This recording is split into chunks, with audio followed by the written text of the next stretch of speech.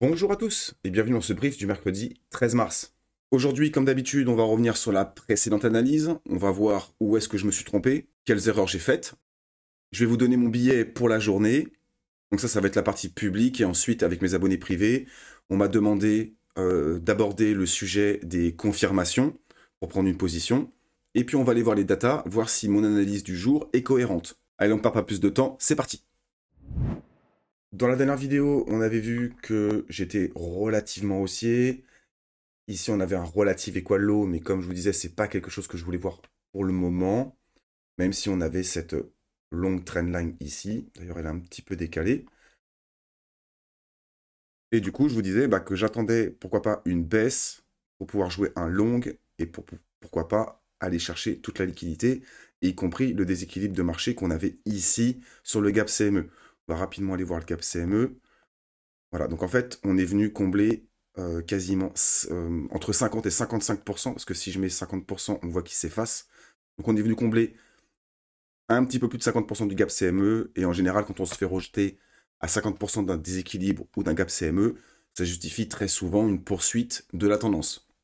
En l'occurrence, la tendance était baissière, donc du coup, ça a justifié ce mouvement baissier. Et comme je vous disais sur Telegram, même si le prix m'a invalidé aujourd'hui, je sors tout de même avec un RR de plus 0,42 puisque je suis en position complète. Se faire invalider, c'est pas très grave, mais mal gérer ses stops, ça c'est grave.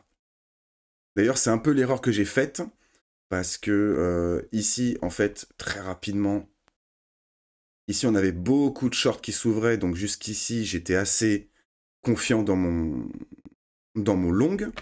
Et à partir d'ici, en fait, beaucoup de longs se sont ouverts sur ce mouvement-là. Et du coup, c'est pour ça que dans le groupe privé, je vous disais que j'aimais pas trop l'action de prix. Du coup, j'ai TP 30%. Je regrette, comme je disais, de ne pas avoir pris plus. Habituellement, je prends au moins 50% quand je sens que le marché va m'invalider. Et je me mets, si possible, à BE. Là, je ne l'ai pas fait. Je n'étais pas trop disponible, donc j'ai un peu laissé mes ordres. Et du coup, je suis sorti à 50% sous ce niveau-là et à 100% sous ce niveau-là. J'aurais pu avoir de meilleurs gains. C'est pas bien grave. C'est une petite erreur d'analyse que j'ai faite. Le plus important, c'est de réduire son risque le plus rapidement possible. Hier, j'ai pas pu faire d'analyse parce que je n'étais pas disponible, mais hier soir, j'ai essayé de trader un petit peu. J'ai essayé de trader un retour, pourquoi pas, dans cette zone-là, puisqu'on avait un equal low parfait ici. Il y a toujours un monde où on peut revenir dans cette zone-là pour repartir. Donc pour l'instant, ça, c'est une zone à surveiller. Il y a une deuxième zone à surveiller, je pense, c'est la zone qui est ici avec ce petit déséquilibre, et notamment un pic de liquidation. Donc c'est pour ça qu'en ce moment, là, j'attends un setup short qui, j'espère, je vais pas me faire front run. Je crois que si. Mais c'est pas bien grave. Donc ici, j'avais pris une position justement pour viser cet equal low juste en dessous, où je me suis fait trade stop à BE. Pareil, j'ai réduit mon risque le plus rapidement possible. Ici aussi, j'ai essayé de prendre une position, mais malheureusement, on voyait que beaucoup de positions longues s'ouvraient sur ce mouvement-là. Et juste sur ce petit mouvement ici, on a vu que quasiment la majorité ont fermé leur longue. Ce qui fait que le prix a rangé en attendant de prendre une décision. Et dès qu'on a eu un plus bas ici, j'ai décidé de trade stop, de baisser mon risque. Je me suis fait fil dans la nuit. Donc c'est un petit peu dommage, j'étais un petit peu agressif, mais c'est pas grave, je respecte mon plan.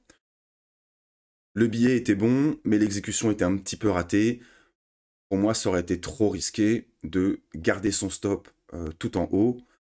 Ça, en général, c'est des setups où je me fais relativement souvent avoir, mais c'est pas grave, j'étais aussi en demi-position. Comme je dis souvent, le plus important, c'est de travailler sa lecture du prix. Donc techniquement, là, sur du M5, en soi, techniquement, si on repasse sous ce plus bas, ce serait baissier. Sachant qu'on a un equal low, je pense que c'est pas trop grave. Mais techniquement, si on repasse sous ce plus bas ici, on revalide une tendance baissière, donc il faudrait faire attention à ne pas aller plus bas.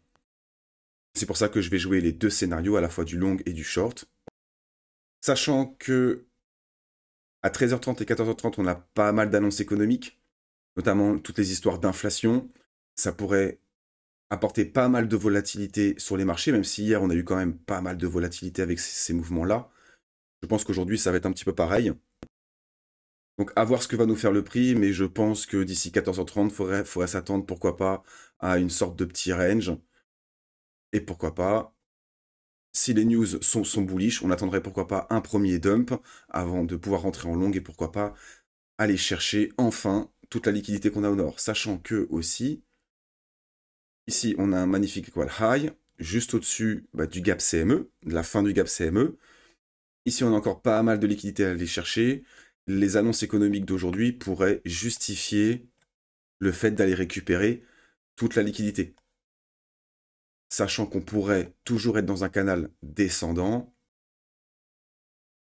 Probablement que beaucoup de gens vont vouloir jouer un short dans cette zone-là, donc il faudra se méfier également. Bien évidemment, je vous tiendrai au courant dans le groupe privé. Pour ceux que ça intéresse de nous rejoindre, vous retrouvez tous les liens en description.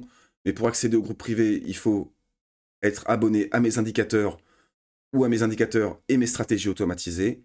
Vous retrouverez tous les liens en description. Voilà, je vous souhaite une bonne journée. Vous connaissez mon dicton, faites attention à vous sur les marchés. Je vous dis à la prochaine. Ciao!